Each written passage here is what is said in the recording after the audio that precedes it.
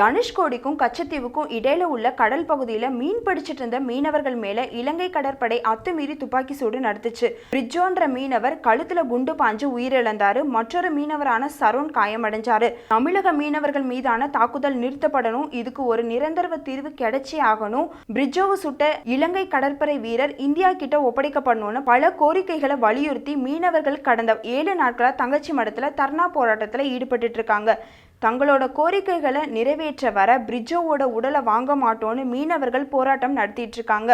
இந்த சூழல்ல நேற்று தங்கச்சி மடத்துக்கு மத்திய அமைச்சர் நிர்மலா சீதாராமன் வருகை தந்து அந்த மக்கள் கிட்ட உங்க நியாயமான கோரிக்கைகள் கண்டிப்பா நிறைவேற்றப்படும், பிரிட்ஜோவோட உடலை வாங்கி நல்லடக்கம் செய்யணும்னு கேட்டுக்கிட்டாரு. இதனால ராமேஸ்வரம் அரசு மருத்துவமனையில போஸ்ட்மார்ட்டம் செஞ்சிருந்த பிரிட்ஜோவோட உடலை இன்னைக்கு சாயந்தரம் நல்லடக்கம் செய்ய போறதா மீனவர்கள் சொல்லியிருக்காங்க. இலங்கை கடற்படையோட துப்பாக்கி சூட்டை கண்டிச்சு ராமேஸ்வரம், புதுக்கோட்டை, நாகை, தூத்துக்குடி, தஞ்சாவூர், திருவாரூர் மாவட்டங்களை சேர்ந்த மீனவர்கள் இன்னைக்கு வேலை நிறுத்த போராட்டத்தில் ஈடுபட்டிருக்காங்க.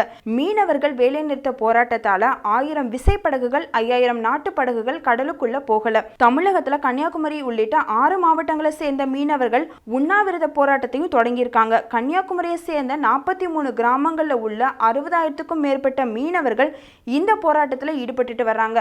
மேலும் இது போன்ற தகவல்களை தெரிந்து கொள்ள NET TV for your subscribe பண்ணுங்க.